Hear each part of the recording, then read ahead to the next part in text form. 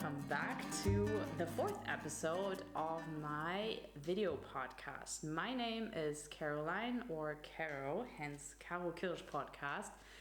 And I talk about in this podcast about all the lovely crafty things I like to do. And so far it's been only knitting, or mainly knitting, but I'm very excited to share a few other things this time. And yeah, I'm very excited for this episode and have a lot of things I want to share. So let's just jump straight in. I had to record. Actually, I'm recording this intro and the knitting section again because for some reason I wouldn't record yesterday, so you'll see a shift in probably light and also outfit for everything after the knitting. But I actually don't really have that much knitting to share with you guys, so this will be nice and quick. So yeah. I don't have any finished objects to share, and the main reason for that is my Shifty Sweater. It's a pattern by Andrea Mowry, and I really love it. So this is how far I am, and sorry, the observant among you will notice this is a totally different color from what it was last time. So last time I knit this using this apricot color, or actually I'm kind of leaning towards calling it coral now. And yeah, I was telling you how I didn't like it, being the pink up top, being the star of the sweater, la la la la la. And I did rip back halfway, which is what I said I would be doing last time. And then I started knitting with this kind of more brownish color. But ended up being the same problem, really. I just didn't like the color up there, so I ended up ripping it all back to just the neckband and restarted it with this lovely bluish gray, which now I'm super happy with the color. I already started with a real blue down here. And yeah, unfortunately, I didn't really try it on until then. And yes, it's way too big. There is three main reasons for it being too big. The first one being the gauge I got for this sweater is, I measured that when I was using this yarn. And this gauge for some reason is looser than this one, even though this appears to be thicker yarn. So that's one reason why it became bigger, because obviously I have a different gauge than Andrea Mowry in the pattern. So I had to do some recalculation, which is the second source of my error. I made a mistake with my calculations. I ended up with having too many stitches around everywhere, really.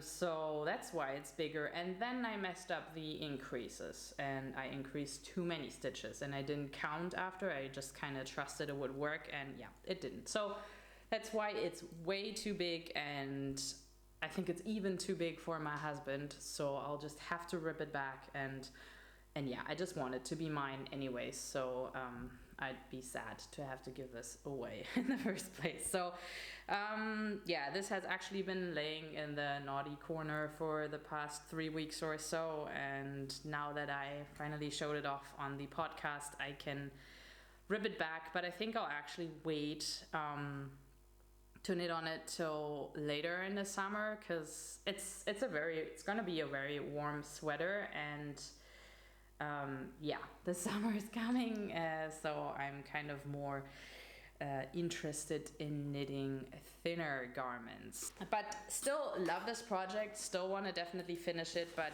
my priority is just somewhere else. And where it is currently is on my Boxy by Jorge Locatelli, and I actually made quite a bit of progress on this. So last time I was still working my way up, turn this around, the main body, it's like the lower stitch marker there, and yeah, I was debating if I should steek for the sleeves or not. I decided not to, and I just knit it flat, so I'm done the front, and there's just the shoulder stitches still waiting to be bound off with the back shoulders. And yeah, I'm working my way up the back now.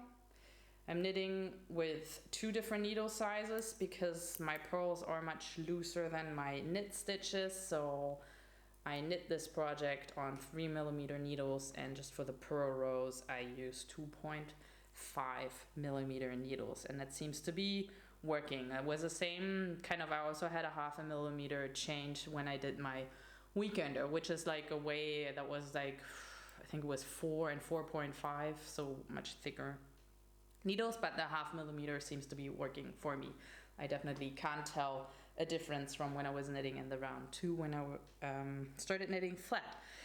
And yeah, I really like this. I mean, I'm very curious how this will wear on me. I never had like such a boxy fit. I mean, the weekender is quite loose with a lot of positive ease, but not quite as much as the boxy. But I only hear good things about this, so I'm definitely excited for this to be done. The yarn I use is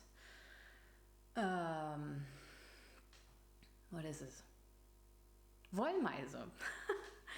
The yarn I use for this is Wollmeise yarns in the blend base, and it's a blend from merino, cashmere, and nylon. Jeez, that my brain is a little bit slow. It's starting to get really hot here. And the colorway is Lennox, which I don't think I mentioned last time. I'm on my last skein of yarn, and I don't know, for a time I was very worried about there not being enough yarn, but I think I might actually make it with even a little bit to spare. That would be great if I don't have like super short sleeve. I mean, the sleeves aren't gonna be very long because they're only 3/4 lengths to begin with, and since it's boxy, kind of starts fairly far down the arm. Not sure quite where, but yeah. And I'm nearly done with the back, so I feel like this will definitely be enough for the sleeves. But we'll see, we'll see. Wish me luck on this. But yeah, this is my boxy from Jorge Locatelli. I don't know if I mentioned. And yes, loving this. I'm happy that I have my focus back here. And yeah, the bridge I built yesterday to the next section was that I am actually thinking about casting on some summer tops, and I have a bunch in my queue wish list and I haven't quite decided, but I definitely want to knit with either cotton yarn or linen yarn, and I never did that before. I'm very curious if I'll like it because I hear many people say it's kind of hard on their hand, and that's why they don't really like knitting with it. But yeah, obviously for summer tops you want something very kind of cool on your skin, which cotton and linen is in comparison to wool. So yeah, that gives me actually a really nice transition to my next section, which is natural dyeing. I've been doing some natural dyeing with cotton, but before I show you the result, I want to show you the book I've kind of got inspired by, and it is Wild Color by Jenny Dean. And without going into too much detail, I really can only highly recommend this book. Like, I mean, I don't know that many books about natural dyeing, so take it with a grain of salt, but I really love this. I feel like it's great for beginners, which I definitely am, because it gives you, like, it's pretty much half and half. Like, the first half is a little bit about the history, and then a lot about like different fibers, how to prep them, what the colors will do if you use different kind of mordants, modifiers, how to do your mordants, how to prep your fibers, how to prep the plants. And then there's a whole lot of or like a big section about specific plants and what kind of colors you could achieve with them. I mean, it's definitely just a guide because it depends on so many variables, but yeah, you'll definitely get an idea. Do I rather go into the yellow, or is it going to be a green, a red, a blue, you know? which I really like, because obviously I'm interested in all the blues, which is a little bit harder in all natural dyeing department, but I think the fall is actually the better season for that, because then you have all the berries. And yeah, and I really love this. It's an easy to read, and yeah, I just it kind of took the bigness of this, because I've been thinking about natural dyeing for a long time. I've always been interested in that, but for some reason it seemed like a huge undertaking for me to do that, to like, yeah, research all the plants, what do I want to use, when's the right time to harvest, because obviously the time you think about this is like midwinter where there's nothing growing. And yeah, I guess I bought this book at the right time of the year, beginning of spring. So you have the whole growing season to kind of wait out and go out and yeah, just experiment. And that's what I actually did with my very first dyeing experiment. And I don't know. I actually, well, let me start with the yarn. It's 100% cotton. I think it's Lana Grossa Linea Pura Solo Lino. It's a very long name. I believe that's the correct one though. In the pure white, so in the bleached white, that was the base. I don't have the base to show you anymore. And that yarn is actually from my mom, who again got it from a friend. And they both felt it's just too white for a project, and that's why the friend gave it to my mom, and that's why my mom now had a really hard time picking a pattern, because it's very thin, it's like light fingering, and she kind of wants like a lacy kind of top out of it, definitely a summer top. And yeah, but in this pure white, it's just it always seemed a little bit like old-fashioned in her eyes with that color, and that's why she couldn't settle down. And then I was like, well, I could dye it and then it definitely won't be white anymore. I can't promise a specific color, but and then she was like, yeah, sure. And then I was just like, okay, but keep in mind, yes, we can do a test strand, but if we like it, we'll never be able to achieve exactly the same color again. So either I throw them all in or not at all. And I threw them all in. And I'm super happy with the result. I might have to put in a picture. I don't know if the color is coming across correct now. I think it's a little bit brighter than it is in real life.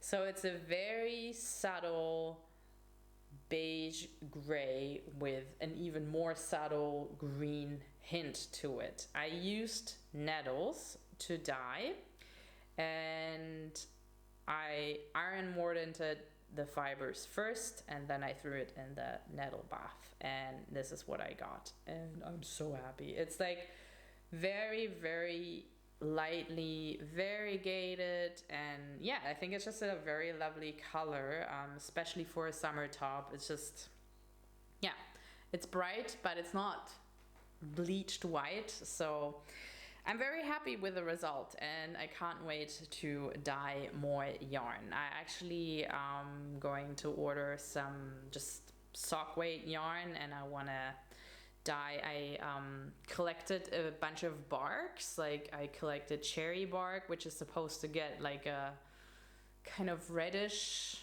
tone. Then what else did I get? Oh yeah, elder bark, which I think is supposed to become like a gray. And then I picked, I don't even know it in English, I'll put it if I find the translation, but it's Platane in German. And I have no idea what the color will be, but it's like one of those shedding trees, so it's super easy to get the bark off the trees. By the way, I picked the bark off dead branches, or the cherry tree was like completely dead, so don't worry. Not killing a tree for this. Yes, so I don't know. That's definitely going to be an experiment, and I have no idea about the color fastness and all that stuff. But I figure for sock yarn, that's okay.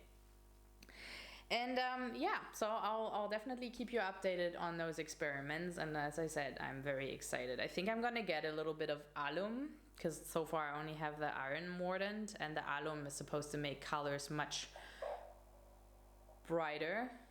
Is that my daughter? Or is she just shifting? I think she's just shifting.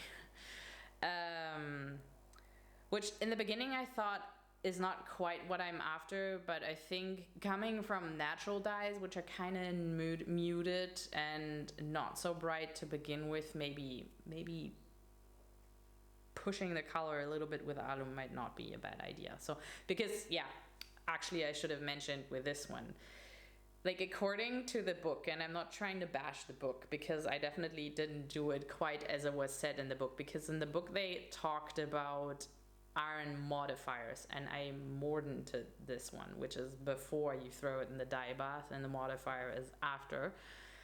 So I threw this into iron first and then into the nettles, and this was supposed to become blackish green. So I don't know if it makes really such a huge difference doing the iron before or after, but yeah, this is definitely not a bad blackish green, but that's okay. I still like it. I think that's gonna be, in most cases anyways, if it's not gonna end up canary yellow or something like that, then I might not say I like it, but it's definitely not blackish green. But I don't know, yeah, I'm definitely gonna be experimenting to achieve like darker, deeper colors, which I think is just harder with natural dyes, but I think you'll only learn if you try. Okay, but enough of that. Let's move into my next section, which is sewing. And I really don't want to dwell too long about on this, but since I mentioned it last times, I made a bunch of masks. This is just a little sample, and I really like them. I can show you quickly. I've been using them a lot, and I'm sure lots of you are used to their masks by now. I'll link the video that I followed down, because yeah, as I said, I really like them. My husband actually does not love them so much, so there's different sizes. There's like a kid, small, and then big. But yeah, like I really like them, and yeah, if you're still on the lookout for a good pattern, I can recommend this one. Okay.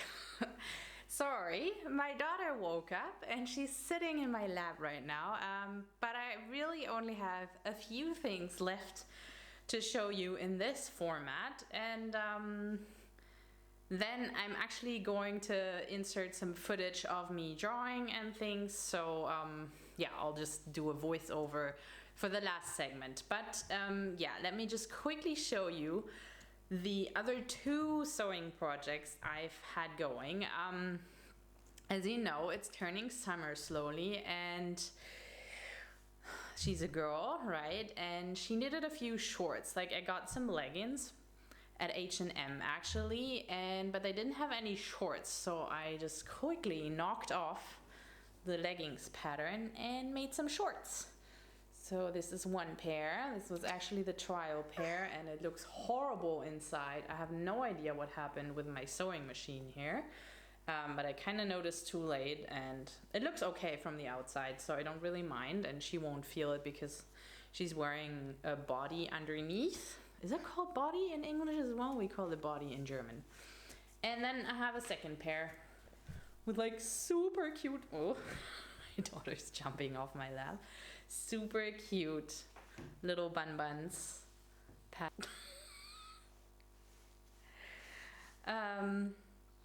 Yes, so that's that.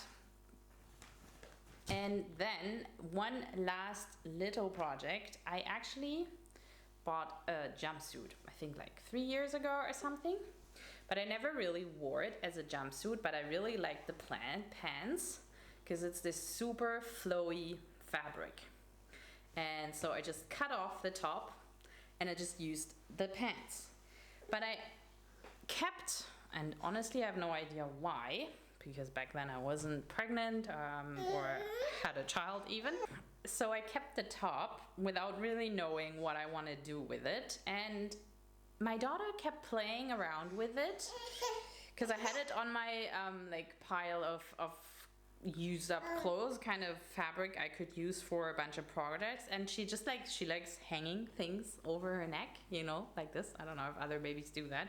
She loves doing that. And then I was like, hang on, this is just like a flowy top thing. I could just cinch it in the back and front and make a little dress for her. And actually I already had this cinched in, but I clearly didn't do it solid enough because it was hanging over one chair once. And I guess my daughter pulled on it. Honestly, I just noticed now when I put it on my pile for the podcast. And yeah, so this was cinched together already, so it would fit her in the front. And I thought it would make this just flare out even more. I did already tighten it in the back. So there's like a tie, rubber tie, is it called that? Just like a piece of stretchy band. And I virtually just pulled the fabric even tighter on it and sewed it shut again. And yeah, and then I actually ordered a little bit of trim, like a little pom-pom trim that I'll put around the bottom, and then she'll have a nice flowy summer dress, and I can wear the pants and then wear even in partner look. So yeah, very excited about this little project, finally using up this piece of scrap that I kept around for whatever reason, but now I know why. And yes, that's all the sewing I've been doing, and actually did all of that 2 days ago. And just had this surge of actually fix those pants too. They had a pretty nasty rip in the crotch, so I had to mend that. And when I had the sewing machine out for that, and then I kind of had the idea with a little dress. So yes, as I mentioned, I'm gonna do the last section just as a voiceover, and I'll show you my art things I've been doing. So enjoy that. Okay, welcome back to the last portion of this video, which is gonna be part overhead, part just some recording I did of me drawing a few things. And yeah, got my daughter here next to me eating her lunch, so I hope she's not making too many noise, but she's munching away on her little bread. Actually has a little bit of her yummy dessert waiting here, because otherwise she'll just eat that and then nothing else. But I'm sure a lot of people of you know about that. Yeah. And yes, so I don't want to talk on top of this empty book that you have nothing to look at a whole lot of time, so let me jump straight in. This is actually an altered book that I do art journaling in, and it used to be this kind of like book about really old-time medicinal advice from some Chinese people. Honestly, I haven't really looked at the book too much, but I really enjoyed the imagery. I love like Chinese signs and all that things. I glued a bunch of pages together. Actually, every second page is glued together because otherwise those will just become too thick and unmanageable. It already did. The spine already broke on this, so I had to fix that, which I don't know, doesn't look too good, but who cares? And yes, I started this quite some time ago, but to kind of ease my way back into making art, I decided to follow a class by Bun. And let me just show you the first project I've been working on that you guys can see something. So this is an art journal spread that I made following the class by Bun.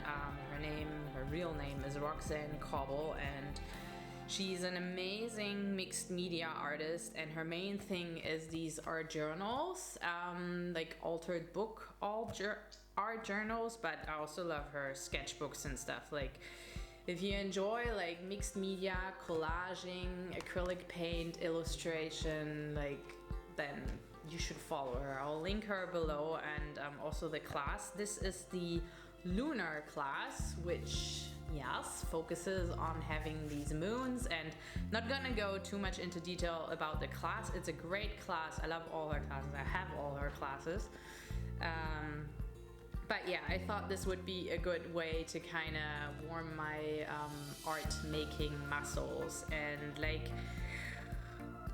as I said, yeah, it's a mixture of like collage. You always start with some collage, then she uses a lot of acrylic paint and like merging everything together. And then yeah, depending on the class, she has always a few fun techniques she talks about and shows you. And I followed her class pretty closely on this one. I added this illustration, which she's not doing in the class, but it's definitely a thing she does. So it's definitely inspired by her. I mean, anybody who's familiar with her will probably recognize it. I'm not saying it looks like she did it or anything, but yeah, it's definitely very inspired by her. And but I don't mind. For me, the important thing is making art.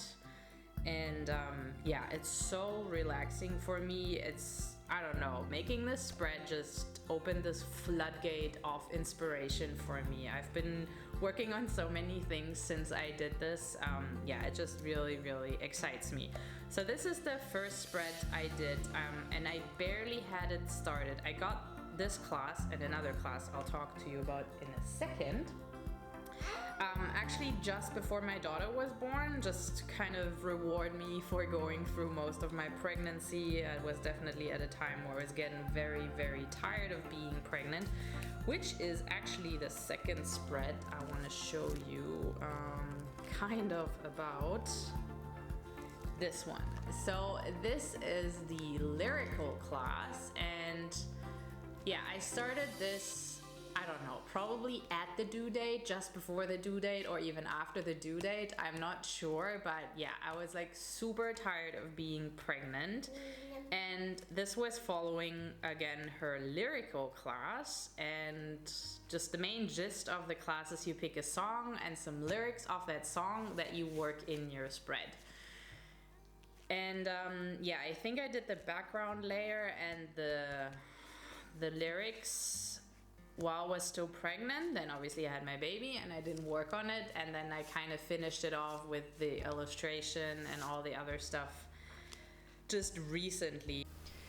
I'm gonna cut in here with a little bit of footage of me drawing on the illustration for that particular spread. And yeah, I wanted to tell you a little bit more about the actual song lyrics I chose. So this song is Morning Yearning by Ben Harper, and the lines I actually chose were, pull the curtains shut, try to keep it dark, but the sun is burning. And I don't know, I thought it was so fitting for that time, because as I said, I was super tired of being pregnant. And I mean, I just came up with this illustration recently, but already back then I was just feeling that she just wanted to stay in there. I think in the end she was like 10 days late, but those 10 days can be an eternity when you're like 9 months pregnant.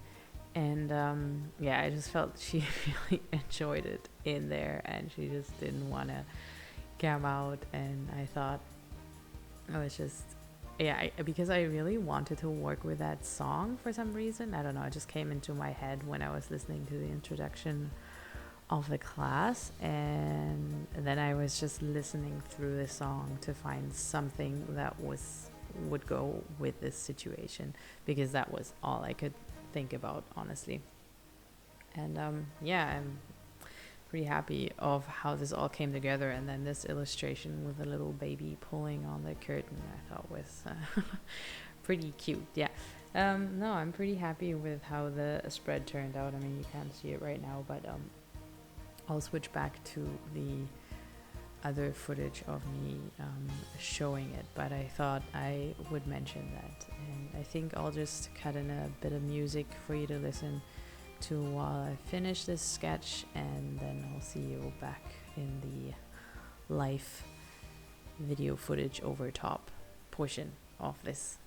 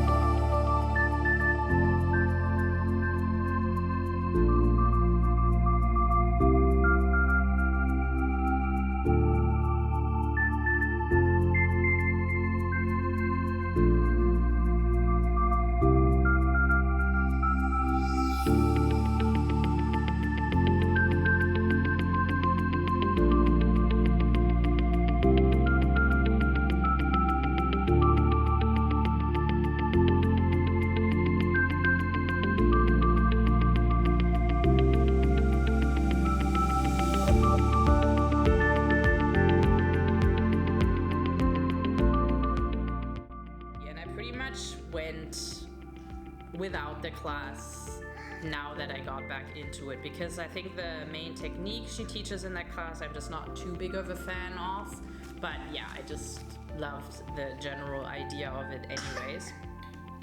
And yeah, I'm super happy how this one turned off. A funny thing that always happens when I follow her classes, this one also, I always pick colors that I'm actually not too comfortable with. Like this main color is green and pink, which is really not mine. Then this one is like yellow and red, which is like even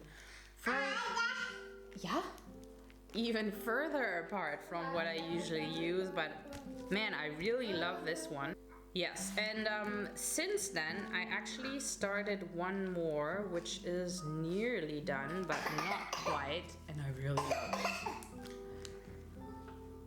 So this one I just did kind of on my own, still heavily inspired by Ban, but not following. I'm sorry about my child. I hope it's not too annoying. Yes, but I kind of was inspired to do a black and white-ish thing. It's definitely not black and white. There's like this is a green. There's clearly some green happening here, but I still like the sort of monochromatic feel this exudes. Yeah, but I'm not done with this stag here. I still wanna paint him more, but I don't know. I thought I got a little bit overboard with the ink here, so I might make it white again and kind of restart this stag here. But I really like where this is going. I have some plans over on this side. I want to make it a little bit more like some bushes and maybe a tree or something, but very abstract, like with this glowing ink kind of growing out stuff. I really like that. So yeah, I'm excited where this one's going. This is not done yet. But yeah, and quickly just show you another one I started, which is probably still in the ugly phase. Yeah, I'm not too sure about this one, to be honest. Again, like crazy colors. I was actually trying to pull my inspiration from somewhere else. In the beginning of this book, I have this inspirational pages, I call them. So this is all stuff made by Ban, so she clearly obviously is an inspiration of mine. These are like art journal spreads she made, and these are some tarot cards she's working on. And yeah, he is like Leilani Joy. I don't know if you guys know her. She's also on YouTube. Used to like her stuff, not so big on the whole female figures anymore, but I still like her style, like the colors she uses and this kind of graphic feel. And then this one is actually the one I was trying to pull inspiration from for that spread I just showed you. This is Friedensreich Hundertwasser. He's an Austrian artist slash architect. And yeah, he obviously is big on green and red and yellow, and so I was trying to get there, but yeah, I honestly don't know. The theme I'm going for here is Greek mythology. I was thinking about Medusa, hence the snake, which is actually an ephemera piece from Ban. I'll definitely alter this a bit more, but yeah, this is how far I am. I don't know. Yeah, it's I mean, every page goes through this ugly stage, so there's lots of things I can work with here. I'll definitely cover up a bunch, but yeah, this is how far this is. And then just yesterday I got inspired by my daughter's outfit, and I pretty much just took two colors, dark blue and a very light pink. And I'm trying to go with a way more abstract here. Just playing around with color for now, and yeah, very curious to see where this one goes. So that's all I wanted to show you in here. Again, really enjoying working in this altered book format for whatever reason. Okay, I had to provide some dessert to my daughter. She really was just trying to be part of this podcast. Yes? we'll see how usable the footage will be. Okay, so but this is another little project.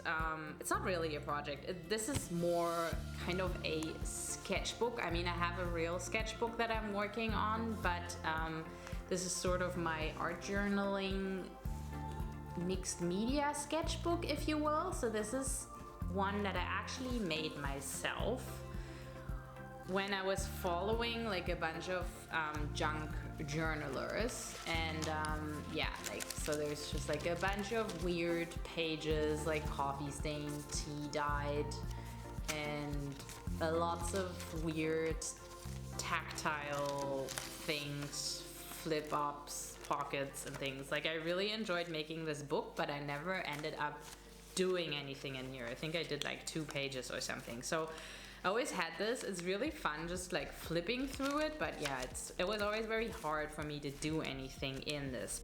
Okay, back with a little bit of voiceover and showing you actually working in this little book you've just seen. And I wanted to tell you a little bit about where the project kind of came from. And I found kind of by accident on Instagram somebody who followed a prompt by Ravelry, and then I just kind of followed where she got that, and turns out it was an advent calendar from the December 2019, and they kind of reopened it during the COVID-19 times and now, and it's a free, it's not really an online class, it's more just like short videos of 10 minutes where she gives you a prompt, whatever, create a postcard was the first one, and then she shows you how she interprets those prompts, and yeah, just like gives you an inspiration. But what I really loved was actually her very first video, and there she just tells you about the art supplies she kind of picked out for this period of time, and that totally resonated with me, because as I'm sure many of you mixed media artists or artists in general, we just acquire over time a lot of art materials that we either, I don't know, really actually use and like, but a lot of things that we just see and think we might want to use it. And I don't know, if you try to work with all of them, it just suddenly gets pretty crowded on your desk, and some of these boxes are pretty big with a huge color choice, and for me at least, I get overwhelmed then, and I can't really work with anything. And yeah, and then using her tips on how to curate just a bunch of art supplies that you limit yourself to, and you can totally curate this to whatever your needs, right? You could put in stuff that you've never used before and you really want to use them, and you kind of force yourself only to use these supplies. But I totally went with my comfort zone. I didn't really want to challenge myself. I really just wanted to make myself make art, and I didn't want to make it hard on myself, and that's why I totally picked things I liked. I already knew I like working with. I put in a few things that I would like to work in because I like the look of, or just like things you can achieve with them that I saw other people do. But yeah, as you can see, I put in blues, and like different things I put in there is like just acrylic paint, then I have some acrylic inks, like, and what else do I have? I have oil pastels and art bars, which are like water soluble crayons. I don't know, there's a bunch of different ones. Like there's, for instance, like gelatos. It's all kind of the same thing. You can use them as a crayon, but you can also use a wet paintbrush and kind of spread out the paint a bit more. And I really enjoyed. I mean, I only did a few pages so far, which I'll show you in a bit here, but I've been really enjoying this, and it really helped me kind of work with my supplies, which was a cool thing for me. But well, look, what am I doing here now? Oh yeah, there, I think I take out a few art bars. Oh right, I was kind of just testing out, no, this is oil pastel. I was testing out the little figures. So the drawing I'm doing there, or just like abstract color thing, was actually, because the prompt was be inspired by a book, and I don't know why, but I thought about this book I read when I was a teenager, and I'm totally out of frame here. Oh well. And it's called The Red Zora, which is now a literal translation from the German title, but it's about a girl and kind of a crew of her boys, and they're like poor kids living in Greece, and all that I always combine with Greece is these white houses next to the ocean, and that's kind of where the inspiration came from for this one. So there's obviously the flame red, oh yeah, and she has red hair, hence Red Zora. Zora is her name. And that was kind of where this one was coming from. And I think I'm actually coming up the end here anyways. So yeah, I'll just leave you with this, and then we go back into me talking and actually show you the box real quick at the end. I was talking about this in the overhead thing, but my daughter was making a lot of noise and it was kind of out of focus too. So hence the insert of me working on this here. This has really helped me, and with that stuff I am working in this book, and this is really just for me to play around. I'm not really planning on sharing everything in here, because the whole intent of this is letting loose, not trying to make something that's super pretty. Like this page, for instance, is just like a thrown away page. I virtually just put all down my art supplies that I picked. But yeah, I really liked the first page that came out of this. It's this. It was like a postcard that you create, and really like this.